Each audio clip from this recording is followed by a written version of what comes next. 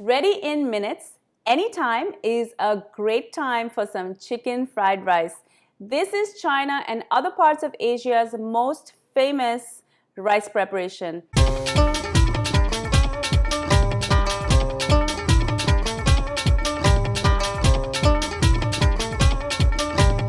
This is a highly customizable recipe that is enjoyed by adults and kids alike. When I make my fried rice, I like to add a lot of vegetables and a lot of protein. Now, this is a great advantage of making it yourself at home. Usually, if you go to most Chinese restaurants, you'll notice that the fried rice really contains more starch than anything else. Fried rice is incredibly easy to make, but you do have to get your mise en place ready. Now, mise en place is just a fancy French word for getting all of your ingredients prepped and ready. I've chopped all of my vegetables and I've lined up all my condiments and I'm ready to go. I'm going to be using day-old jasmine rice for this preparation. I cooked some jasmine rice yesterday, about 2 cups of jasmine rice, and this is ready to go. I'm just going to fluff it between my fingers to break up any lumps. Now, if you're from India, you know that they use basmati rice for fried rice in most Chinese restaurants. Now, basmati rice isn't ideal to be using in a fried rice. The reason for this is you usually will stir the rice quite frequently and the basmati grain tends to break. But the Indian palate loves it, so you can use basmati if you want to. But jasmine rice is really the best rice for this preparation. If you use a short grain rice like arborio, that's not going to work. It's way too starchy. Basmati rice, like I mentioned before, has a very long grain, looks gorgeous, but it breaks when you stir it. So jasmine rice is really the best way to go.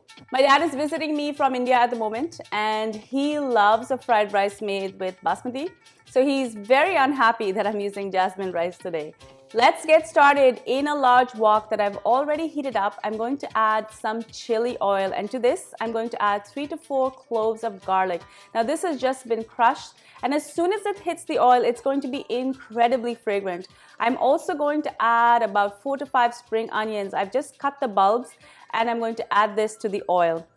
I'm going to follow this with some chicken. I've got about 4 to 6 ounces of chicken.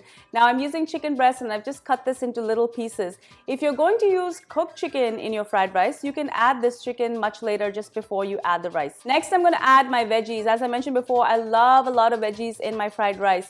I've got about ½ cup each of my favorite veggies. You can add any kind of veggies that you like. The first thing that's going to go in are some green beans because they need the longest to cook, followed by some broccoli.